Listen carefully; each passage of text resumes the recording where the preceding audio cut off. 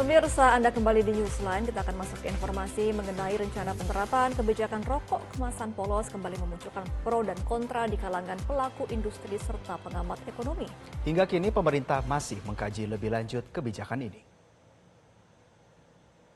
Rencana kebijakan rokok kemasan polos yang dimaksud adalah pelarangan desain kemasan yang menonjolkan merek, logo, grafis, serta warna yang berbeda pada kemasan. Semua kemasan diusulkan menjadi seragam guna menekan tingkat konsumsi rokok. Namun, sejumlah pihak menilai langkah ini tidak akan efektif, malahan akan memberikan dampak negatif bagi industri dan negara, seperti tumbuhnya rokok gelap atau ilegal, hingga merosotnya penerimaan cukai rokok yang berkontribusi signifikan pada penerimaan negara. Di sisi lain, pihak yang mendukung kebijakan ini menyebutkan kemasan polos bisa mengurangi daya tarik rokok, khususnya bagi anak dan remaja. Ketua Umum Gabungan Produsen Rokok Putih Indonesia, Gaprindo, Beni Wahyudi, menilai kebijakan ini akan menyuburkan rokok ilegal karena tampilan seragam mempermudah produk untuk ditiru.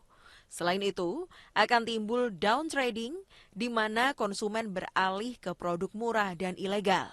Ia juga menyoroti dampak turunan seperti menurunnya penerimaan negara hingga hilangnya mata pencaharian petani dan pekerja industri tembakau.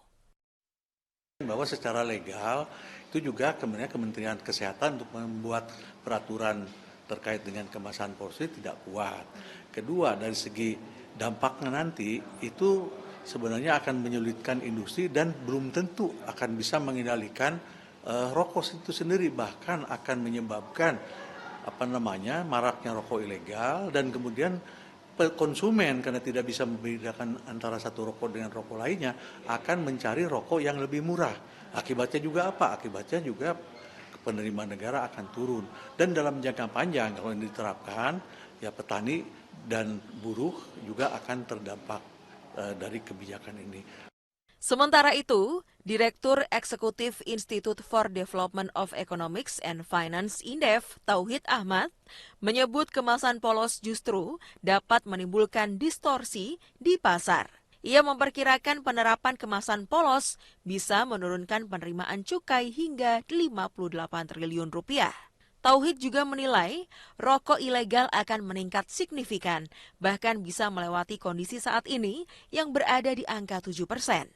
Ia menilai upaya menekan prevalensi perokok pada anak sepatutnya dilakukan dalam bentuk edukasi, serta membatasi akses untuk membeli rokok dibanding menerapkan kebijakan kemasan polos.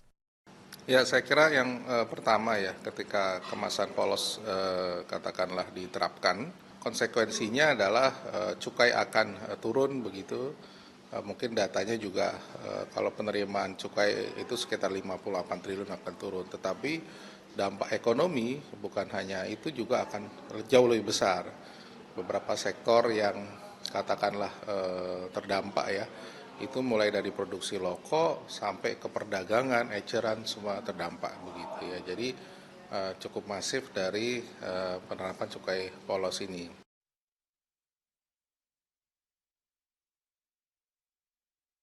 Jelajahi cara baru mendapatkan informasi. Download Metro TV Extend sekarang.